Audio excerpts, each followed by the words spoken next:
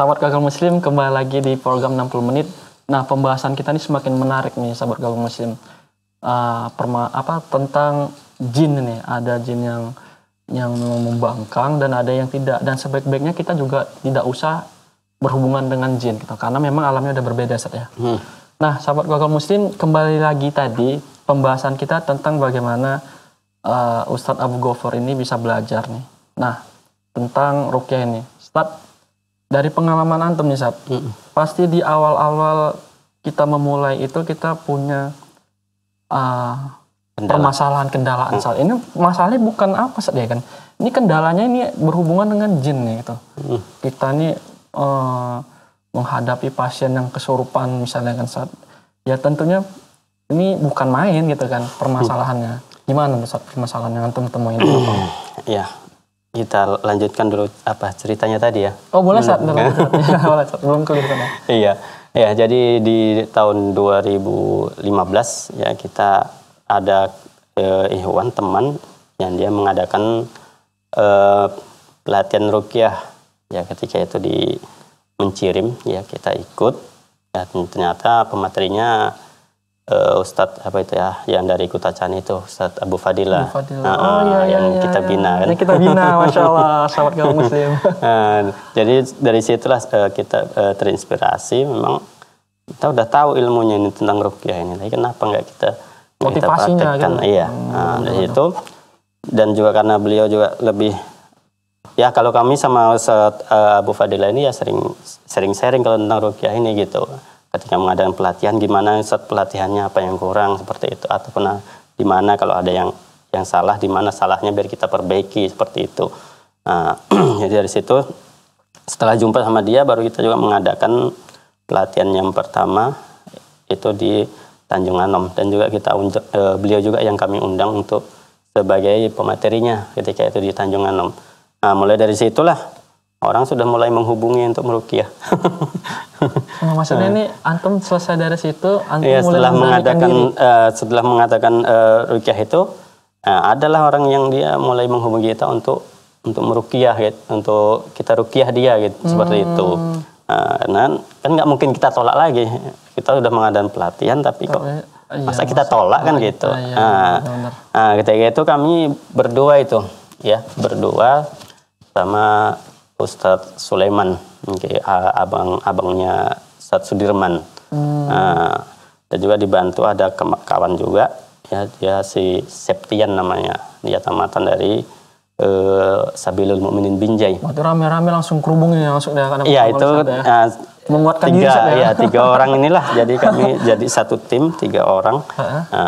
Ketika pertama kali meruqyah, kita bacakan aja seperti itu nggak ada reaksi apa-apa. Nggak ada, Sat? Nggak ada reaksi apa-apa. Ini maksudnya ini kondisinya padahal untuk ciri-ciri gangguan jin ini ada sama dia seperti itu. Tapi terindikasi disebutkan tubuhnya seperti saya, tapi bekas sayatnya nggak ada seperti itu kan. Sering mimpi buruk. Tapi kok ketika diruqyah nggak ada reaksi apa-apa. Ini kan karena pertama kali itu kan. Di mana ini masalahnya ini seperti itu. Jadi si Ustadz Sulaiman juga, karena kami sama-sama baru juga ketika itu kan, sama-sama baru meruqyah. Ini kita coba metode usapan. Metode usapan ini dia tangannya kita bacakan dulu, baru kita pegang bagian perut. Tangan siapa nih, Sat? Tangan kita? Ya, tangan kita. Nah, karena kita kan meruqyah orang, misalnya seperti inilah. Kita pegang gini. Dibaca dulu sebelumnya ya? Ya ketika pertama di ruqyah nggak ada reaksi muntah, mual, nggak ada seperti itu. Setelah itu baru kita bacakan sambil kita putar-putar bagian perutnya. Putar-putar bagian perutnya sambil kita bacakan terus ayat-ayat Al-Quran, baru dia rupanya setelah kita usap seperti itu, baru dia ada terasa mual, mau muntah. Setelah itu baru dia muntah. Setelah muntah itu baru udah agak enakan seperti itu. Sat, maaf Sat, Nana potong dia. Itu kenapa, Sat, kalau ibaratnya ketika kita baca gitu dia nggak bereaksi, Sat? Ya, itu untuk alasannya sih bermacam-macam. Ya, bisa dari peruqyahnya, bisa dari yang diruqyah. Diruqyah ini udah jin bosnya gitu? Bisa saja seperti itu. Dan dia kadang kalau ketika kita ruqyah orang yang pasien ini nggak ada reaksi, itu bisa saja dia masih kurang keyakinannya kepada ayat-ayat Allah Subhanahu wa taala. Tapi kita nggak boleh, si perukiahnya belum yakin sama si diri pasien. Oh, si pasien. Tapi kita nggak boleh, perukiah nggak boleh menyalahkan si pasien seperti itu gitu. Si perukiah, gitu ya? Perukiah harus koreksi diri dulu. Si perukiahnya koreksi diri dulu sebelum menyalahkan orang lain. Maksudnya? Jadi perukiahnya juga ketika misalnya kita membacakan tidak ada reaksi apa-apa, perukiahnya harus koreksi. Mungkin ada perbuatan maksiat yang dia lakukan belum bertobat. Bisa saja, namanya perukiah kan manusia. Ya kan? Gitu ya, bisa saya ketika merukiah nggak ada reaksi. Ataupun tidak ada reaksi, kadang reaksinya sedikit. Berarti Ustaz, kalau bisa diambil kesimpulan, orang yang bisa rukiah ini harus membersihkan dirinya juga, Ustaz. Membersihkan dirinya dulu gitu, Ustaz. Iya, itu yang harus dilakukan. Ataupun kurang yakin, karena bisa saja walaupun sering meruqyah bisa saja kurang yakin, karena namanya setan selalu was-was terus kan gitu. Bisa nggak aku ya? Ini pertama kali loh gitu. Walaupun nggak pertama kali, walaupun udah sering, dia itulah harus yakin. Iya, makanya para ulama kan selalu menyebutkan jadi dunia takum, perbaiki niat kalian, perbaiki terus niat kalian. Dalam ibadah kan seperti itu. Apalagi ruqyah ini juga dia segi pengobatan hal yang mubah, tapi dia ada ibadah di situ, dia bercampur situ, ada ibadah, ada dia keduniaannya seperti itu. Makanya si peruqyah harus introspeksi diri dulu sebelum menyalahkan si pasiennya. Itu tadi. Kalau yang dia nggak ada reaksinya ketika diruqyah. Melanjutkan yang tadi kan Sat ya. Ruqyah ini Sat. Ya. Jadi ini apa nih Sat? Ini ada alat-alat yang alat ruqyah atau alat apa? Alat-alat perdukunan yang nanti kita akan yang biasa digunakan oleh para dukun. Kita akan bongkar nanti ya. Sekarang langsung aja kan? Boleh Sat, kita.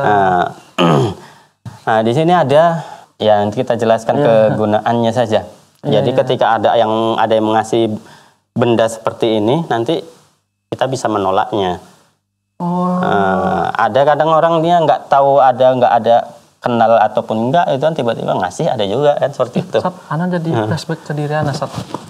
Beberapa tahun yang lalu, Sat, teman dekat Ana, teman sekolah, ngasihkan ke Ana keris-kerisan gitu, Sat. Tapi Ana tolak, Sat. Ini bener-bener nih, jadi anak ini agak merinding jadi dikasih gitu, Ana nggak mau, habis itu dikasihkan ke ibu Ana gitu. Ana larang juga gitu, jangan tuh. Iya. Jadi kan ini Sat, ibu Ana kan jualan tuh, alasannya supaya laku kan jualan. Ya itulah dia termasuk dari kategori jimat. Jimat itu kan dia dilarang. Nah, ya misalnya ada yang mengasih ataupun ya ada rasa janggal.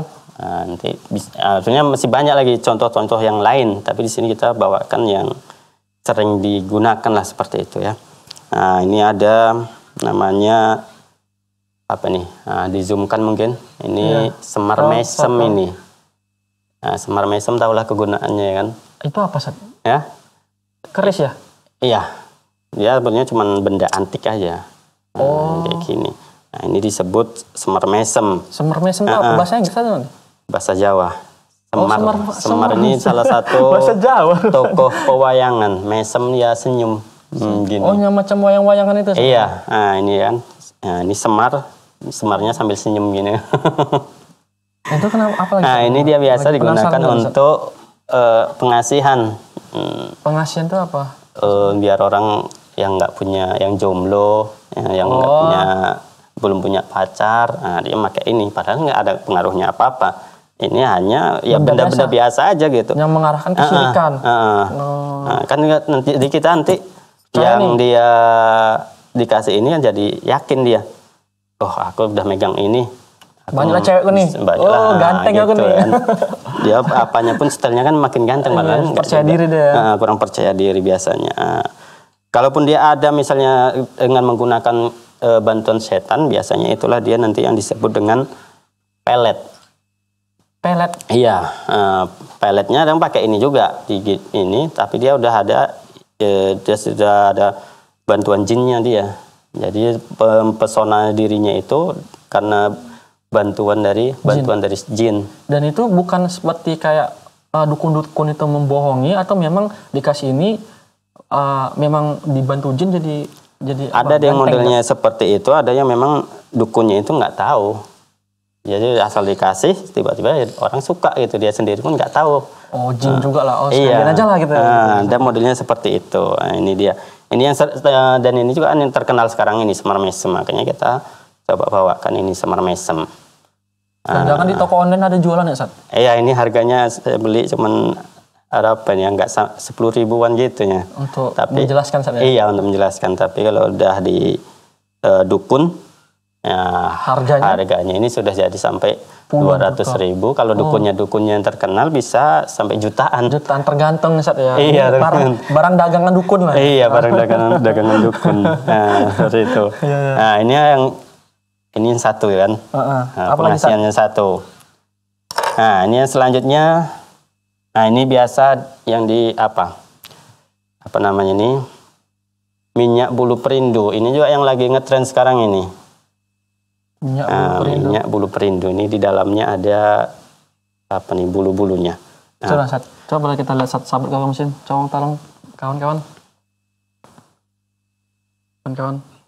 Di sini nih ada bulu-bulunya nih. Iya. Bulu kayak rambut jagung gitu. Kalau mitosnya katanya itu bulunya dari bulu gendruwo. Hah? Bulu gendruwo katanya. Jangan dipegang. Ya, kalau yang aslinya ya seperti ini.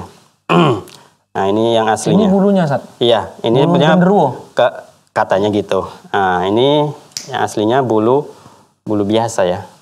Nah, bulu biasa ini dia bisa bergerak. Nah, pasti penasaran nih bagaimana alat-alat perdukunan ini kita tampilkan gitu, supaya sahabat Gagang Mesin tahu gitu, kalau ada yang ngasih, kalau ada yang apa, ini jalan-jalan kesyirikan gitu. Nah, jangan kemana-mana, tetap di 60 menit.